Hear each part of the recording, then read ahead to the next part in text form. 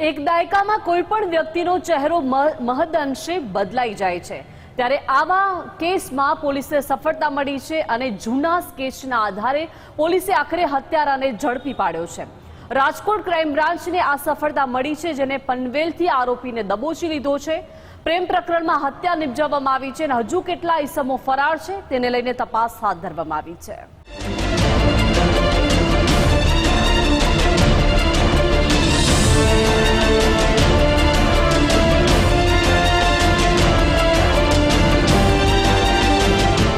રાજકોટ પોલીસે દાયકાઓ જૂના ગંભીર ગુનાની ફાઇલ હાથ પર લીધી છે। રાજકોટ પોલીસ કમિશનરની સૂચનાના આધારે લગભગ 2 દાયકા અગાઉ બનેલી હત્યામાં સામેલ નેપાળી મૂળનો એક આરોપી મહારાષ્ટ્રથી ઝડપાયો। વર્ષ 2007માં પુજારા પ્લોટ વિસ્તારમાંથી એક યુવાનનું અપહરણ કરાયું હતું।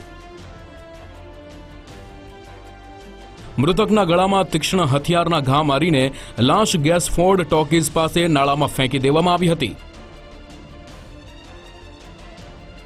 આ હત્યાના 10 દિવસ બાદ નાળામાંથી એક સફાઈ કર્મચારીને નાળામાંથી લાશ મળી। ભાવેશ રાજપૂતની કરપીણ હત્યા તેની પ્રેમિકા મંજુલા સાથેની બોલાચાલી દરમિયાન થઈ હતી। પ્રેમિકા મંજુલા અને તેના 3 નેપાળી સાથીદારોએ મળીને હત્યાનું કાવતરું રચ્યું હતું। આ ચકચારી કેસમાં રાજકોટ પોલીસે ગણતરીના દિવસોમાં મંજુલાને ઝડપી પાડી હતી,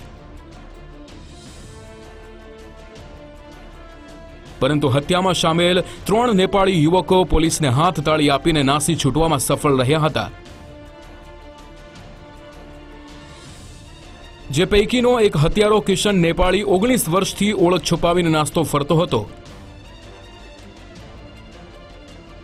આ અંગેની ચોક્કસ બાતમી મળતા પોલીસે ટેકનિકલ સર્વેલન્સના આધારે આરોપી પનવેલમાં છુપાયો હોવાની જાણકારી મળી, જે બાદ ક્રાઇમ બ્રાન્ચના જવાનો વેશ પલટો કરીને 36 કલાક સુધી પનવેલની ઝૂંપડપટ્ટીમાં રહ્યા। અહીં નેપાળી યુવકો વધારે રહેતા હોવાથી એકમાત્ર સ્કેચના આધારે નામ ઠામની પાક્કી ઓળખ કર્યા બાદ અંતે કિશન નેપાળીને ઝડપી પાડ્યો।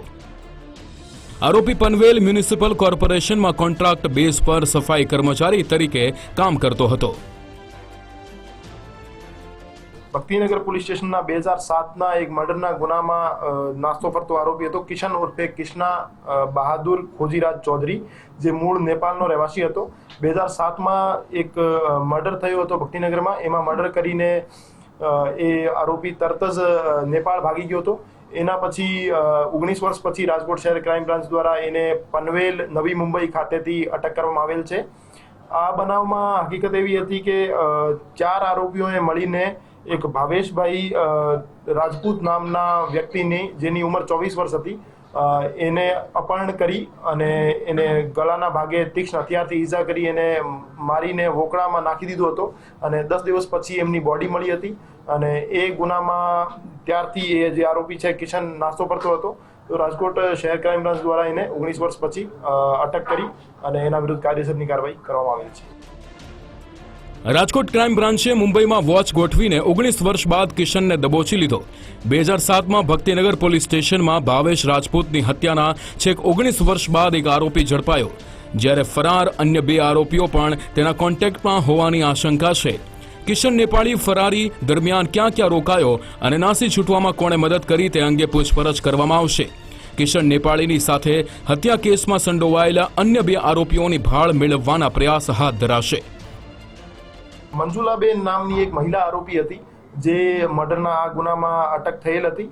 અને બાકી બીજા જે 3 આરોપી છે, બીજા 3 આરોપી પૈકી એક કિશન ખોજીરાજ ચૌધરી છે અને બીજા આ સિવાયના 2 આરોપી જે છે હજુ નાસ્તા ફરતા છે, એને પકડવા માટે અમે કાર્યવાહી કરી રહ્યા છીએ। એમાં મંજુલાબેન અને જે મરણ જનાર ભાવેશભાઈ છે, એમની વચ્ચે પ્રેમ સંબંધ હતો અને ભાવેશભાઈ રાત્રે દારૂ પીને મંજુલાબેનને ઘરે ગયા હતા અને ત્યાં માથાકૂટ કરતા હતા।